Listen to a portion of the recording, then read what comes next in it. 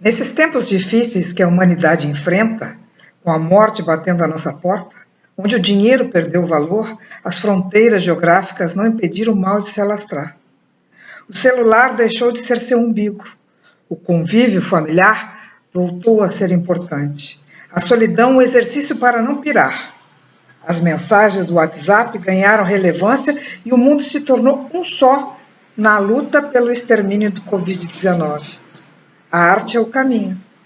Cante, assista a filmes e séries, escute música, pinte, toque um instrumento e leia. Muito, tudo.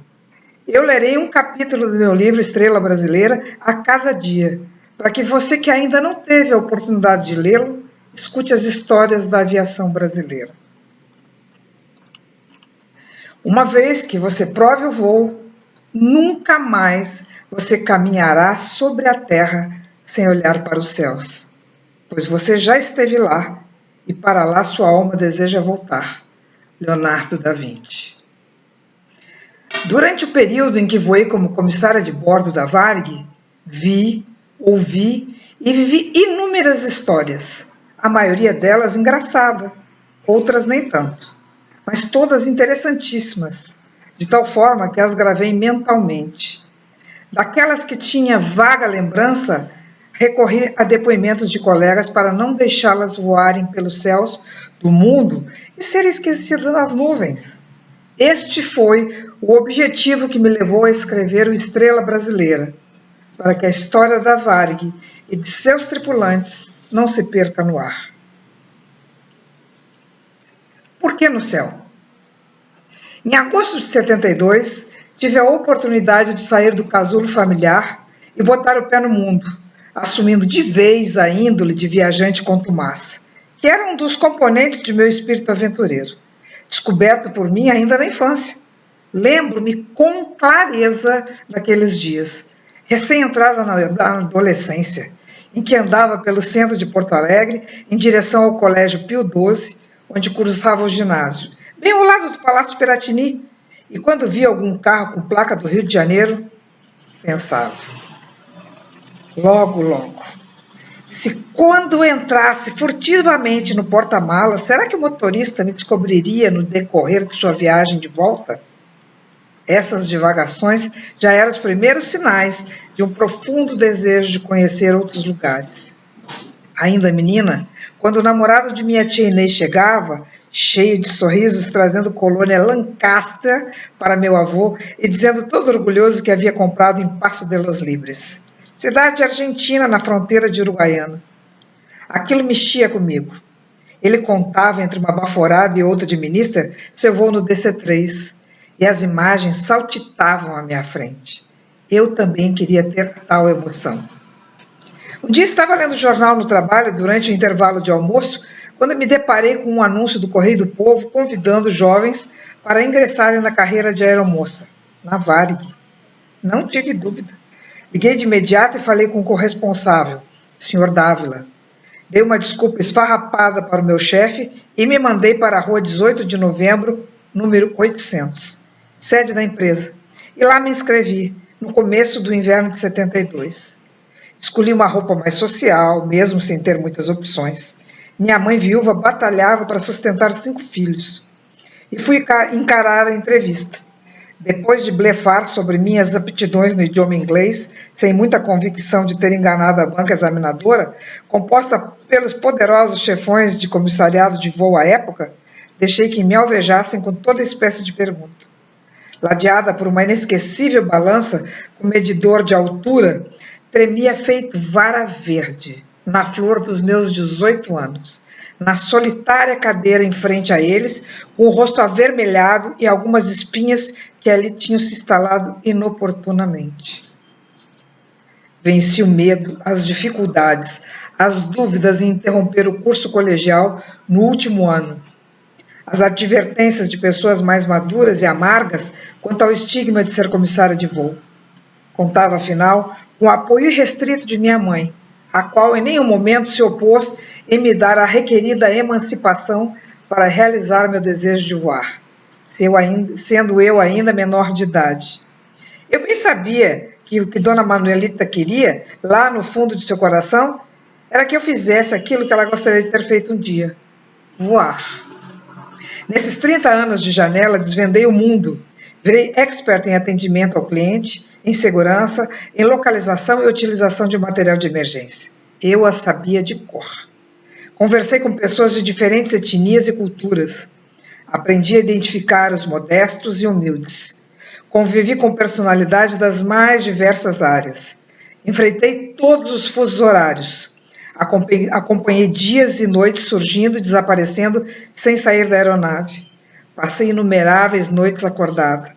Bati muito papo em jump seat, assisti a cenas lamentáveis de embriaguez, consumo de drogas, delírios, preconceitos e agressões. Aprendi a lidar com o mau humor dos outros, enfrentei arrogâncias, olhei o mundo de cima. Andei pelos céus, vi incríveis formatos de nuvem, todos os matizes possíveis dos raios do sol do amanhecer de cada dia. As doces e próximas estrelas multicores, todas as fases da lua e seus raios refletidos nas asas dos aviões. Os fogos de San Telmo, tempestades, pânicos, dores alheias, abandonos, mortes, alegrias, claustrofobias, atendimentos médicos, turbulências, confidências, intimidades, namoros proibidos, libidos em estado de ebulição, bulinação, cantadas, preces, mas eu estava lá, voando, no tubo metálico que nos acolhia. Durante esse período, vestindo a camisa variguiana, tive a oportunidade de morar em outros países, face à necessidade da empresa de basear seus tripulantes em cidades estratégicas para atender às suas linhas internacionais, sem ferir a regulamentação dos aeronautas. Essa experiência, aliada ao meu olhar perscrutador, foi de importância ímpar, na medida em que me deu subsídios para entender novas culturas e compará-las, não só em relação ao Brasil, mas também entre elas, e tirar ensinamento para a minha vida. E também hoje me são úteis para descrever com riqueza de detalhes os costumes, modo de vida, trejeitos dos cidadãos, arquitetura das cidades, suas riquezas e mazelas na visão de uma andarilha dos céus e cidadã do mundo. A principal diferença entre meus relatos e os de viajantes eventuais pontua-se no fato de que, na época, fazer pelo menos 3 voos internacionais por mês durante 11 meses por 30 anos consecutivos, enquanto a maioria dos passageiros usufrui de um olhar mais acurado sobre outras culturas uma vez ao ano. Dessa forma, eu tinha a oportunidade de ter uma primeira impressão, a constatação, a conversação com os moradores das localidades, aumentando exponencialmente o conhecimento de cada lugar. Morei em Madrid em 1976, cobrindo voos oriundos do Brasil para o restante da Europa.